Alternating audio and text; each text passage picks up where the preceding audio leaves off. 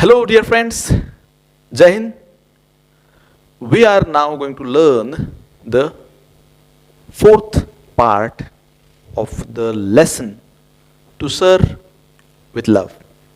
And we are learning the 17th chapter from the novel, which has been given as an extract here for you.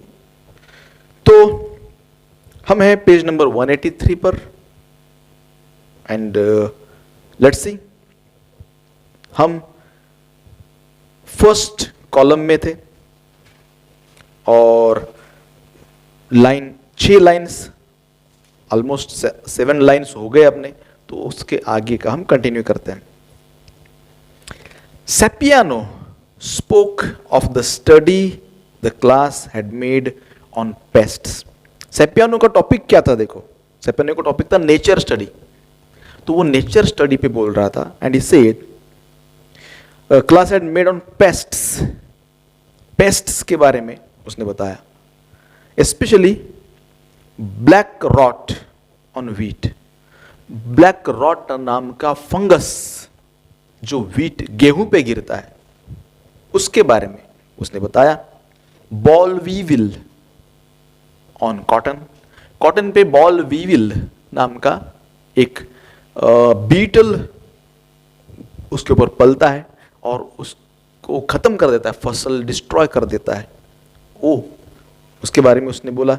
And Colorado beetle on potato. It is also called as lined beetle, striped beetle. ये भी एक beetle है, एक कीड़ा होता है, insect होता है. तो उसके बारे में उसने बोला, ये 3 पेस्ट्स के बारे में. He showed how many countries had pooled their knowledge and results of research on their behavior. तो उसने बताया कि कितने सारे कंट्रीज ने कैसे अपना नॉलेज इस पे पूल किया है. उनका टॉपिक क्या है? उनका टॉपिक है इंटरडिपेंडेंस ऑफ मैनकाइंड. तो कैसे अलग अलग देशों में भी इस तरह का प्रॉब्लम हुआ और वहां के लोगों ने किस तरह से इस प्रॉब्लम को सॉल्व किया और उनका नॉलेज कैसे सारी दुनिया के काम में आया, ये बताया गया. अलग अलग देशों में इन पेस्ट के साथ जूझने के लिए जो तरकीबें आजमाई गई वो पूरी दुनिया भर में कारगर साबित हुई. तो वो नॉलेज उन्होंने इकट्ठा किया, ऐसा बोलता है. He showed how many countries had pooled their knowledge. Pooled मतलब brought together their knowledge and the results of research on the behavior. किसके ऊपर research? On the behavior, breeding habits and migration of these pests. तो उनका behavior मतलब वो कैसा behave करते हैं, कैसे फसल को खत्म कर देते हैं. उनका ब्रीडिंग हैबिट्स, मेन तो उनका ब्रीडिंग रोक दिया तो कुछ टेंशन नहीं रहता है. उनकी ब्रीडिंग हैबिट्स क्या है, कौन से माहौल में वो ज़्यादा ब्रीड करते हैं, मतलब उनका फर्टिलाइजेशन कैसे ज़्यादा होता है. एंड माइग्रेशन, और कब वो माइग्रेट करते हैं, एक कंट्री से दूसरे कंट्री में जाते हैं. ये सब नॉलेज लोगों ने शेयर किया. And were gradually reducing the threat they represented to these important products.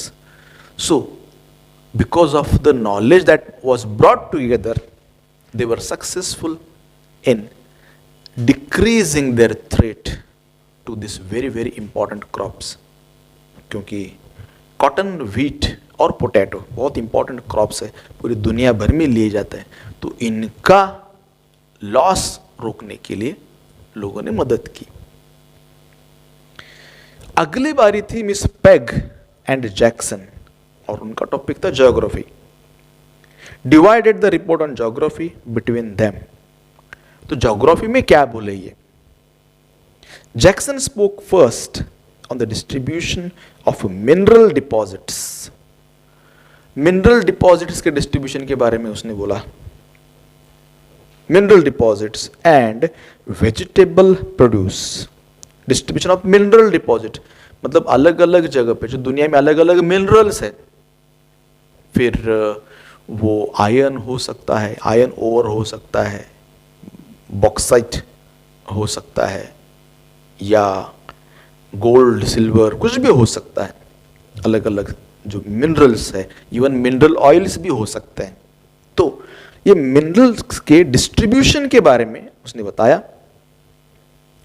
Mineral oils के साथ साथ उसने और बताया वेजिटेबल प्रोड्यूस, कौन सा वेजिटेबल कौन से कंट्री में आता है, कहाँ पे पोटैटोज अच्छे आते हैं, कहाँ पे टोमेटोज अच्छे आते हैं, कहाँ पे मेज़ ज़्यादा आता है, कहाँ पे वीट ज़्यादा आता है, कहाँ पे राइस ज़्यादा आता है।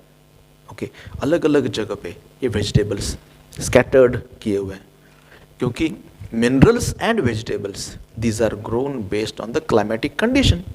तो अलग अलग जोग्राफिकल रीजन में क्लाइमेटिक कंडीशंस अलग अलग होते हैं, they are not helpful in every condition.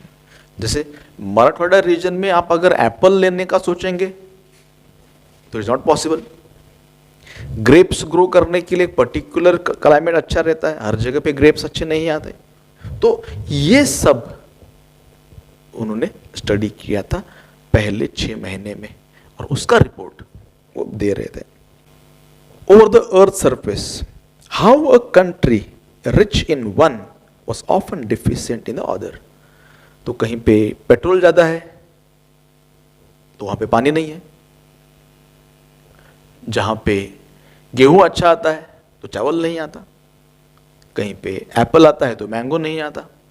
तो एक कंट्री, एक रीजन, एक कंट्री किसी चीज में ज्यादा रिच है लेकिन दूसरे की डेफिशिएंसी है, तो जो चीज उसके पास कम है दूसरों से मंगाना पड़ेगा। तो अगर कुछ मंगाना है तो एक कंट्री को उसके पास जो ज्यादा है वो दूसरे को देना पड़ेगा, है ना। तो इस तरह का डिस्ट्रीब्यूशन जरूरी हो गया था। And of the interchange and interdependence which inevitably followed. Interchange और इंटरडिपेंडेंस तो बढ़ गया, मतलब इस हाथ से लो, इस हाथ से दो, ऐसा हो गया। तो इंटरडिपेंडेंस हो गया, जरूरतें पूरी होने लग गई, राइट।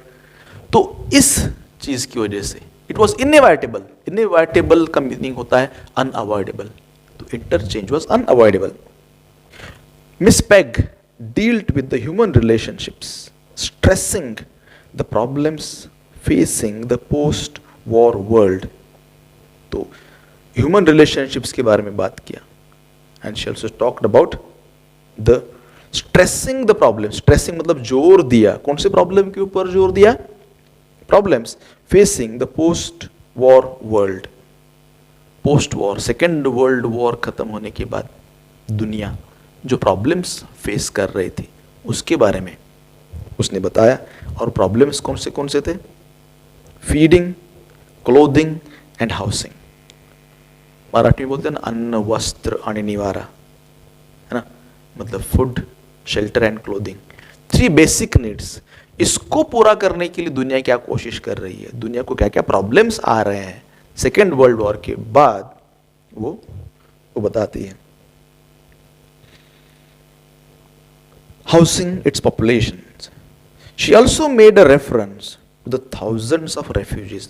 तो बोलते समय उन्होंने ये भी बोला जो हजारों रेफ्यूजीज है, रेफ्यूजीज मतलब एक कंट्री से निकल के दूसरे कंट्री में जा रहे हैं, लेकिन एक कंट्री से तो छोड़ दिया उन्होंने, लेकिन दूसरी कंट्री उनको लेने को तैयार नहीं है। तो दूसरी कंट्री ने उनको शरणागति दी है, मतलब उनको रहने के लिए जगह दी है temporary, they are called as refugees. Country छोड़ के दूसरी जगह पे जाए, उनको टेम्पररी जो शेल्टर बनाया गया है, उनको टेम्पररी रहने की जो व्यवस्था की है, जिसे रेफ्यूजी कैंप्स कहते हैं, तो वो भी एक इश्यू था। तो स्टेटलेस मतलब जिनका कोई देश ही नहीं था, सेकेंड वर्ल्ड वॉर खत्म हो गया ना, इधर के रहना उधर के, ऐसे भी होंगे, या इस देश ने निकाल दिया, वो देश लेने को तैयार नहीं है, ऐसे स्टेटलेस है और अनवांटेड है, जो हमको भी नहीं चाहिए उनको भी नहीं चाहिए, ऐसे प्रॉब्लम्स जिनके हैं, उन लोगों के बारे में भी उन्होंने बताया। And to the efforts and programmes of the UNICEF. तो यूनिसेफ क्या उनके लिए प्रोग्राम लेकर रही है, यूनिसेफ ने क्या उनके लिए एफर्ट्स किए हैं, ये भी उन्होंने उसमें बताया। यूनिसेफ ये यूनाइटेड नेशन का एक ब्रांच है, एक बॉडी है, एक ऑर्गन है जो ऐसे लोगों के लिए वर्क करता है। Fernman as usual had a trump card up his sleeves. Fernman आया, अगला पर्सन था फर्नमन, और उसका टॉपिक आप जानते हैं फिजियोलॉजी पे बात करने वाला था। उसके साथ मिस डेयर भी थी। लेकिन फर्नमन ना ज़्यादा, क्या बोलते उसको, ज़्यादा पावरफुल था, और हमेशा के जैसे वो बहुत ही क्लेवर था, बहुत ही इंटेलिजेंट था, तो हमेशा वो कुछ ना कुछ तो सरप्राइजिंग करता था। This time also he did something surprising, और he had a trump card. Trump card का मतलब होता है some very important valuable information और अ मूव, या कोई ऐसी चाल जो सीक्रेट है, किसी को नहीं मालूम, एन वक्त पे आप चलते हैं जिसकी वजह से सामने वाला हार जाता है। मीन्स गेम को जीतने वाला मूव जिसे हम कहते हैं, that is called as a trump card. Okay, तो he had this trump card, जिसे हम इवन स्पेशल एडवांटेज भी कहते हैं। तो एक स्पेशल एडवांटेज उसके पास था। Up his sleeves is also phrase, trump card भी एक फ्रेज है। Okay, special advantage, surprise package. And up his sleeves मतलब which he kept as a secret, किसी को नहीं बताया उसने। तो इस वक्त भी उसके पास एक सीक्रेट था जो सबको चौंका देने वाला था, शॉक करने वाला था। When called, मीन्स जब उसको बुलाया गया, he made a signal to someone off stage, जो स्टेज से दूर था, स्टेज पे नहीं था, उसको सिग्नल किया, उसको कुछ लाने के लिए कहा। And Welsh and Allison appeared, तो दो लोग आए, Welsh and Ellison appeared bearing a skeleton between them, तो दोनों अपने बीच में पकड़ के एक स्केलेटन लेके आए थे, इंसान का स्केलेटन वो था, मराठी में इसको सांगाड़ा बोलते हैं। ओके, तो पूरे बोन्स ऐसा स्ट्रक्चर वो लेके आए, together with a sort of gallows, मतलब with a sort of gallows, एक तरह का फ्रेम था, वो फ्रेम को वो लगा हुआ था जिसपे वो लटका के लेके आए।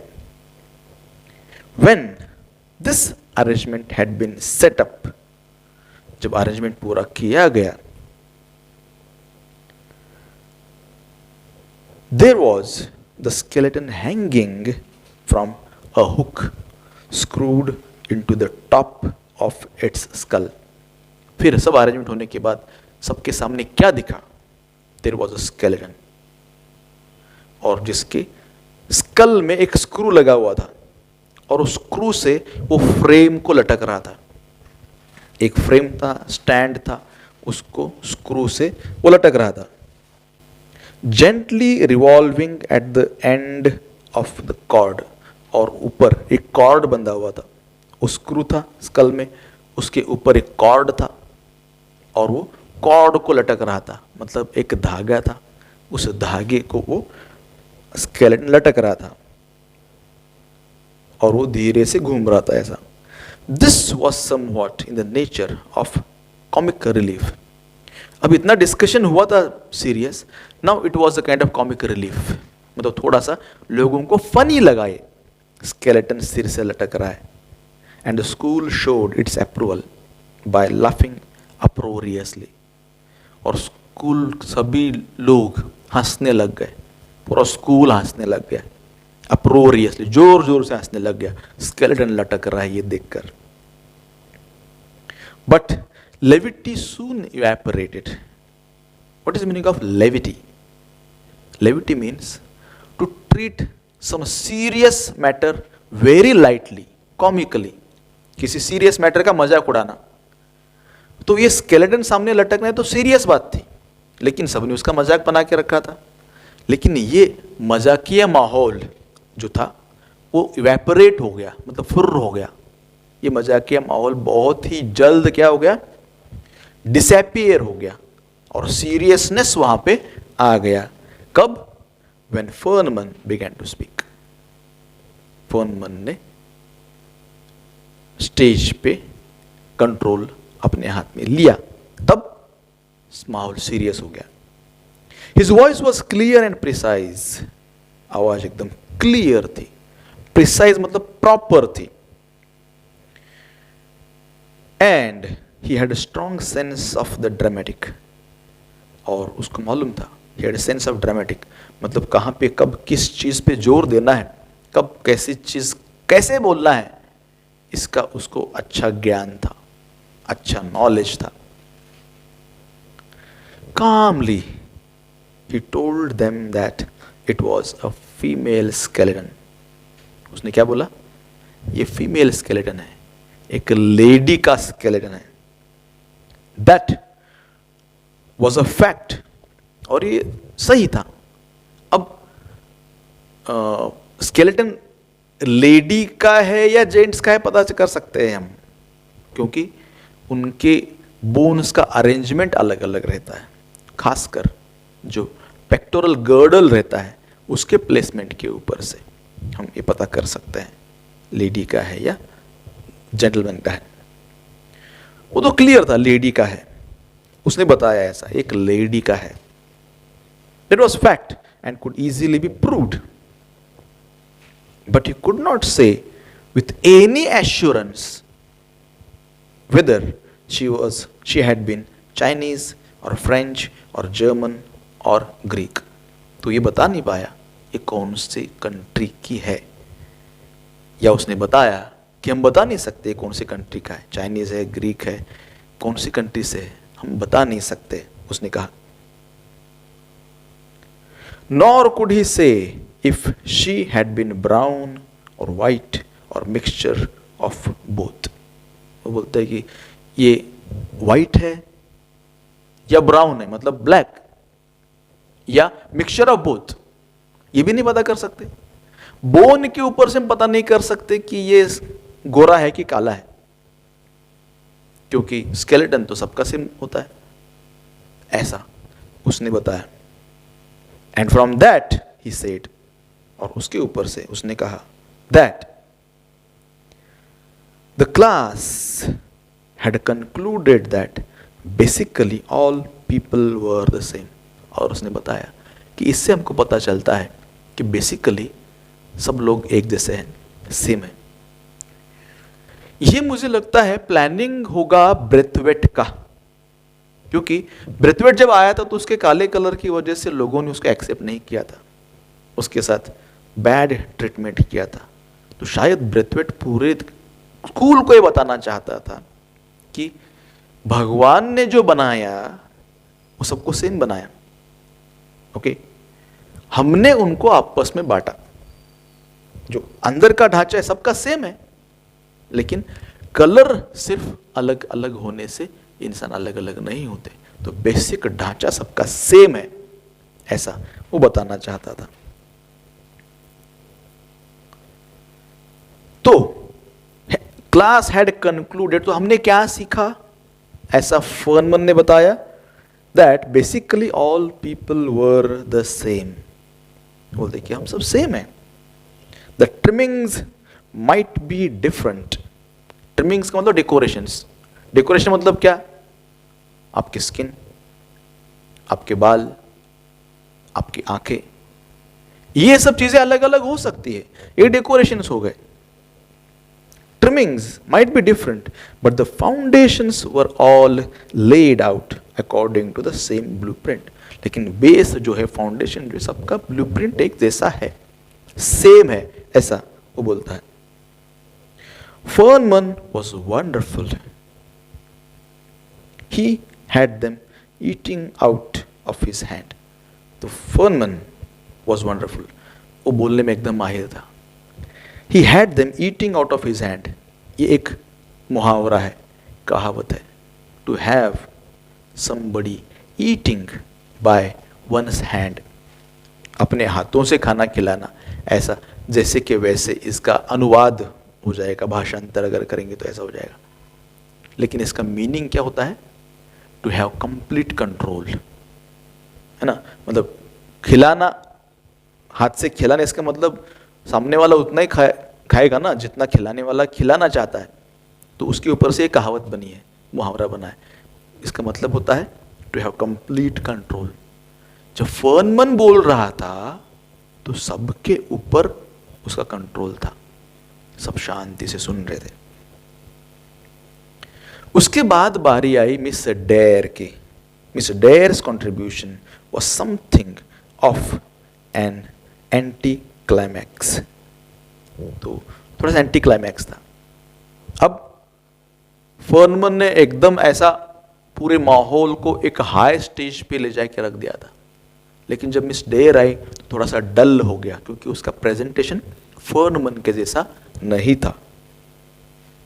And she seem to realise it, और उनको समझ में आया कि ये सब उल्टा हो रहा है। She knew this. She spoke about the problems which all humanity has to face in terms of sickness and disease. वो भी उसी टॉपिक पे बोल रही थी, फिजियोलॉजी। तो सिकनेस, डिसीज, इस चीज के बारे में उन्होंने बोला। And of the advantage gained by interchange of knowledge, advice and assistance. तो उन्होंने ये भी बोला कि हमको फायदा कब होगा? फायदा तब होगा बाय इंटरचेंज ऑफ नॉलेज। अलग अलग देशों में अगर हम जो वहां का ज्ञान है इंटरचेंज करेंगे तो फायदा होगा, ऐसा वो बोलती है। नॉलेज, एडवाइस एंड असिस्टेंस, लोगों का एडवाइस ले सकते हैं, उनकी मदद ले सकते हैं, इससे हम प्रॉब्लम डिसीज में सॉल्व कर सकते हैं, किसी का डिसीज क्योर कर सकते हैं या किसी का प्रॉब्लम सॉल्व कर सकते हैं, हेल्थ हैजार्ड सॉल्व कर सकते हैं, ऐसा उनका मानना था। उनके कहने का मतलब ये था, जैसे अभी कोरोना के पीरियड में आप जान सकते हैं कि बीमारी शुरू हुई चाइना से, फिर गई यूरोप, फिर आई इंडिया, और जैसे इंडिया को तो उसने अपना घर ही बना लिया। लेकिन कोरोना के ऊपर पूरी दुनिया में जो रिसर्च हुआ, वो रिसर्च का फल ये है कि आज थोड़ा सा हम रिलैक्स है, क्योंकि उसके ऊपर, कोरोना के ऊपर अलग अलग जगह पर इम्यूनाइजेशन अवेलेबल है। तो दुनिया के हर कोने में जो रिसर्च हुआ उसका रिजल्ट हमको आज देखने को मिल रहा है। तो ऐसे ही बहुत सारे डिसीजेस में होता है, ऐसा मिस डेयर का कहना था। आज हम रुकते हैं यहाँ पे, अगले वीडियो में हम लेसन कंटिन्यू करेंगे। Okay, see you soon.